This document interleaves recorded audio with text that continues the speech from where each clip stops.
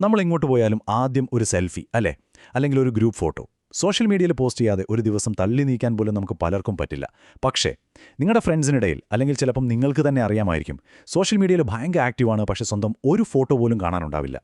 എന്താ അല്ല ഇങ്ങനെ? എന്തുകൊണ്ടായിരിക്കും ചിലർ ഇങ്ങനെ ചെയ്യുന്നത്? ഇതിന്റെ പിന്നിലുള്ള സൈക്കോളജിയാണ് നമ്മൾ ഇന്ന് നോക്കാൻ പോകുന്നത്. അപ്പോൾ ഇതാണ് ചോദ്യം. സോഷ്യൽ മീഡിയയിൽ ഫുൾ ടൈം ഉണ്ടാവും, പക്ഷേ സ്വന്തം ഒരു ഫോട്ടോ പോലും പോസ്റ്റ് ചെയ്യില്ല. നിങ്ങളുടെ ഫ്രണ്ട് സർക്കിളിൽ ഇങ്ങനെ ആരെങ്കിലും ഉണ്ടോ? അല്ലെങ്കിൽ ചിലപ്പോൾ നിങ്ങൾക്ക് തന്നെ പരിചയമുള്ള ആരെങ്കിലും? എന്തുകൊണ്ടായിരിക്കും ഇവരിങ്ങനെ ചെയ്യുന്നത്? എപ്പോഴെങ്കിലും ആലോചിച്ച് നോക്കിയിട്ടുണ്ടോ? ഇങ്ങനെ ഒരാളെ കാണുമ്പോൾ നമ്മൾ ആദ്യം എന്താ ചിന്തിക്കുക? ഓ പാവം, ഭയങ്കര നാണമായിരിക്കും, അല്ലെങ്കിൽ ആത്മവിശ്വാസം തീരെ കുറവായിരിക്കും, അല്ലേ? ഇങ്ങനെയൊക്കെയാണ് നമ്മളിൽ ഭൂരിഭാഗം പേരും ചിന്തിക്കുന്നത്. പക്ഷേ യഥാർത്ഥ കാരണം ഇതൊന്നുമല്ല.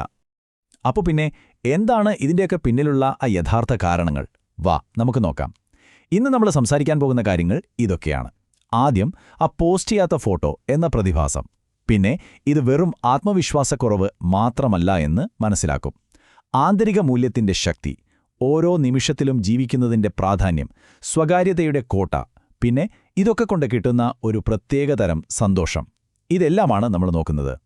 ഓക്കെ, അപ്പോൾ നമ്മുടെ ആദ്യത്തെ പോയിന്റ്, പോസ്റ്റ് ചെയ്യാത്ത ഫോട്ടോ. ഇത് നമുക്കെല്ലാവർക്കും അറിയാവുന്നൊരു സീനാണ് അല്ലേ? ഓൺലൈനിലൊക്കെ ഭയങ്കര ആക്റ്റീവായിരിക്കും, സ്റ്റോറി ഇടും, പോസ്റ്റ് ഷെയർ ചെയ്യും, കമൻറ്റ് ചെയ്യും. പക്ഷേ സ്വന്തം മുഖം മാത്രം അവരുടെ ഫീഡിൽ നിന്ന് കാണാനേ ഉണ്ടാവില്ല, ഒരു മിസ്റ്ററി പോലെ. അപ്പോൾ നമ്മൾ നേരത്തെ പറഞ്ഞ പോലെ ഇത് വെറും ആത്മവിശ്വാസക്കുറവാണോ? അല്ലേ അല്ല. സൈക്കോളജി പറയുന്നത് നമ്മൾ ചിന്തിക്കുന്നതിലും എത്രയോ അപ്പുറത്തുള്ളൊരു കാര്യമാണ്. ശരിക്കും പറഞ്ഞാൽ മനഃശാസ്ത്രം പറയുന്നത് എന്താണെന്നറിയാമോ? ഈ സ്വന്തം ഫോട്ടോകളൊന്നും സോഷ്യൽ മീഡിയയിൽ ഇടാതിരിക്കുന്നത് ഒരു വീക്ക്നെസ് അല്ല, മറിച്ച് അത് നല്ല ഒന്നാം തരം ഒരു സൈക്കോളജിക്കൽ സ്ട്രെങ്ത്തിന്റെ, ഒരു മാനസിക ശക്തിയുടെ ലക്ഷണമാണ്. അതെ, നിങ്ങൾ കേട്ടത് കറക്റ്റാണ്, അതൊരു ശക്തിയാണ്. അപ്പോൾ എന്താണ് ഈ ശക്തിയുടെ അടിസ്ഥാനം? അതിൻ്റെ ആദ്യത്തെ തൂണെന്ന് പറയുന്നത് അവരുടെ ഇന്റേണൽ വാലിഡേഷനാണ്. അതായത് ഉള്ളിൻ്റെ ഉള്ളിൽ നിന്നുള്ള ഒരു മൂല്യബോധം. അവർക്ക് പുറത്തുനിന്ന് ആരുടെയും അംഗീകാരത്തിൻ്റെ ആവശ്യമില്ല. ഇത് ശരിക്കും മനസ്സിലാക്കണമെങ്കിൽ നമ്മൾ സെൽഫ് വെരിഫിക്കേഷൻ തിയറി എന്താണെന്നറിയണം. സംഭവം സിമ്പിളാണ്. നമ്മളിൽ പലരും ഫോട്ടോസ് പോസ്റ്റ് ചെയ്യുന്നത് എന്തിനാ? ആൾക്കാരുടെ റിയാക്ഷൻസ് അറിയാൻ, അല്ലേ? ലൈക്ക്, കമന്റ് ഇതൊക്കെ കിട്ടുമ്പോൾ ഞാൻ കൊള്ളാം എന്ന് നമുക്ക് തന്നെ ഒരു ഉറപ്പ് കിട്ടും. ഇതാണ് ഈ തിയറി പറയുന്നത്. അപ്പോൾ നോക്കൂ, ഇവിടെ രണ്ട് തരം ചിന്താഗതികളുണ്ട്. ഒരു വശത്ത് പുറത്തുനിന്നുള്ള അംഗീകാരത്തിനു വേണ്ടി, ലൈക്കിനും കമന്റിനും വേണ്ടി കാത്തിരിക്കുന്നവർ. സോഷ്യൽ മീഡിയയാണ് അവർക്കവരുടെ വില തരുന്നത്. അവരുടെ ഐഡന്റിറ്റി പോലും മറ്റുള്ളവരാണ് തീരുമാനിക്കുന്നത്. എന്നാൽ മറുവശത്തോ, ഫോട്ടോ പോസ്റ്റ് ചെയ്യാത്ത ഈ കൂട്ടർ. അവർക്ക് അവരാരാണെന്ന് കൃത്യമായി അറിയാം. അതിന് മറ്റാരുടെയും ഒരു കയ്യടിയോ പ്രശംസയോ ആവശ്യമില്ല. അവരുടെ ആത്മവിശ്വാസം വരുന്നത് ഉള്ളിൽ നിന്നാണ്. അതെ, ഇവരുടെ ആത്മവിശ്വാസം ഉള്ളിൽ നിന്നാണ് വരുന്നത്. സൈക്കോളജി ഇതിനെ പറയുന്ന പേരാണ് ഇൻട്രിൻസിക് സെൽഫ് വെർത്ത്. അതായത് മറ്റുള്ളവരുടെ പ്രശംസയൊന്നും വേണ്ട, ഉള്ളിൽ നിന്ന് തന്നെയുള്ള ആഴത്തിലുള്ളൊരു കോൺഫിഡൻസും മൂല്യബോധവും. അത് ഭയങ്കര പവർഫുള്ളാണ്. ഓക്കെ, അപ്പോൾ അടുത്തൊരു പ്രധാനപ്പെട്ട കാരണം അതിതാണ്, അവർ മറ്റുള്ളവരെ കാണിക്കാൻ വേണ്ടി ജീവിക്കുന്നില്ല.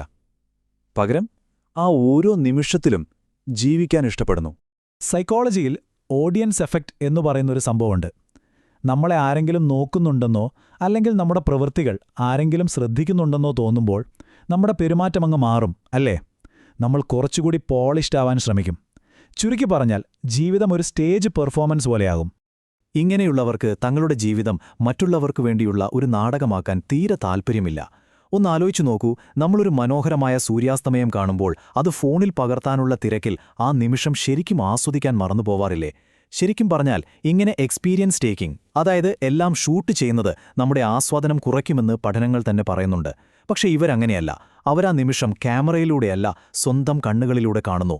ഒരു നല്ല ക്യാപ്ഷൻ തപ്പുന്നതിനേക്കാൾ ആഴത്തിലുള്ള ഓർമ്മകൾ ഉണ്ടാക്കുന്നതിലാണ് അവർക്ക് സന്തോഷം. ഇനി നമ്മൾ വരുന്നത് അവരുടെ ശക്തിയുടെ അവസാനത്തെയും ഒരുപക്ഷെ ഏറ്റവും പ്രധാനപ്പെട്ടതുമായ തൂണിലേക്കാണ്. എന്താണെന്നോ? സ്വകാര്യതയുടെ കോട്ട. സ്വന്തം പ്രൈവസിയും മെന്റൽ പീസും സംരക്ഷിക്കാനുള്ള അവരുടെ കഴിവ്. സോഷ്യൽ മീഡിയ എങ്ങനെയാണ് വർക്ക് ചെയ്യുന്നത്? നമ്മളൊരു ഫോട്ടോ പോസ്റ്റ് ചെയ്യുന്നു, ലൈക്ക് കിട്ടുന്നു, കമന്റ് വരുന്നു. അപ്പോൾ നമ്മുടെ ബ്രെയിനിൽ ഡോപ്പമിൻ എന്ന് പറയുന്ന ഒരു കെമിക്കൽ റിലീസാവും. അത് നമുക്കൊരു ചെറിയ സന്തോഷം തരും. പക്ഷെ അതൊരു താൽക്കാലിക സന്തോഷമാണ്, ഒരുതരം എഡിക്ഷൻ പോലെ. ഈ ലൂപ്പിൽ നിന്ന് മാറി നിൽക്കാനാണ് ഇവർ ശ്രമിക്കുന്നത്. അവർ ഈ താൽക്കാലിക സന്തോഷത്തിന് പിന്നാലെ പോകുന്നേയില്ല. ഇവർ ചെയ്യുന്നതെന്താണെന്ന് വെച്ചാൽ സ്വന്തം വികാരങ്ങളെ കൺട്രോൾ ചെയ്യും. എന്നിട്ട് നല്ല സ്ട്രോങ് ആയ പേഴ്സണൽ ബൗണ്ടറീസ് വെച്ച് അവരുടെ മെന്റൽ പീസിനെ, മാനസിക സമാധാനത്തെ സംരക്ഷിക്കും. ഇതിനെയാണ് സൈക്കോളജിക്കൽ സേഫ്റ്റി എന്ന് പറയുന്നത്. ഇത് വെറുതെ സംഭവിക്കുന്നതല്ല, സ്വയം സംരക്ഷിക്കാൻ വേണ്ടി ബോധപൂർവം ചെയ്യുന്ന ഒരു കാര്യമാണ്. അതെ, സ്വന്തം ജീവിതത്തിലെ എല്ലാ കാര്യങ്ങളും എല്ലാവർക്കും മുന്നിൽ ഒരു തുറന്ന പുസ്തകം പോലെ വയ്ക്കാതെ ആ സ്വകാര്യതയിൽ അവരൊരു പ്രത്യേക തരം മാനസിക സ്വാതന്ത്ര്യം കണ്ടെത്തുന്നുണ്ട്. ആളുകൾക്ക് മുന്നിൽ ഒരു മിസ്റ്ററിയായി, ഒരു രഹസ്യമായി തുടരുന്നതിൽ അവർ ഓക്കെയാണ്. എന്തിന്? അവർ അത് ആസ്വദിക്കുകയാണ് ചെയ്യുന്നത്. അപ്പോ കാര്യങ്ങളൊന്ന് ചുരുക്കി പറഞ്ഞാൽ, സോഷ്യൽ മീഡിയയിൽ ഫോട്ടോ പോസ്റ്റ് ചെയ്യാതിരിക്കുന്നത് ഒരു പേടിയോ കഴിവുകേടോ ഒന്നുമല്ല. മറിച്ച് ഈ പറഞ്ഞ കാര്യങ്ങളുടെ എല്ലാം ഫലമായി അവർക്ക് കിട്ടുന്നത് തികച്ചും വ്യത്യസ്തമായ ഒരുതരം സന്തോഷമാണ്. ഈ ഒരു വാചകം നോക്കൂ. ക്യാമറകളുടെ കണ്ണെത്താത്ത ഒരിടത്ത് അവർ വളരെ സന്തോഷത്തോടെ ജീവിക്കുന്നു. എന്തൊരു മനോഹരമായ ആശയമാണല്ലേ! ഇത് ഇവരുടെ ജീവിതത്തെ എത്ര കൃത്യമായാണ് വരച്ചു കാട്ടുന്നത്. മറ്റുള്ളവരെ ബോധിപ്പിക്കാനായി ഓടാതെ, സ്വന്തം ജീവിതം സ്വന്തം ഇഷ്ടപ്രകാരം, സ്വന്തം നിബന്ധനകളിൽ ജീവിക്കുന്നതിൻ്റെ സന്തോഷം. അപ്പോൾ അവസാനം നമ്മൾ സ്വയം ചോദിക്കേണ്ട ഒരു ചോദ്യമുണ്ട്. നിങ്ങളുടെ സന്തോഷം നിങ്ങൾ എവിടെയാണ് കണ്ടെത്തുന്നത്? ആ മൊബൈൽ സ്ക്രീനിലാണോ, അതോ നിങ്ങളിപ്പോൾ ജീവിക്കുന്ന ഈ നിമിഷത്തിലാണോ? ഇതിനെക്കുറിച്ചൊന്ന് ആഴത്തിൽ ചിന്തിച്ചു നോക്കുന്നത് നല്ലതായിരിക്കും. നിങ്ങളുടെ അഭിപ്രായങ്ങളും അനുഭവങ്ങളുമൊക്കെ എന്തായാലും ഞങ്ങളെ അറിയിക്കണം.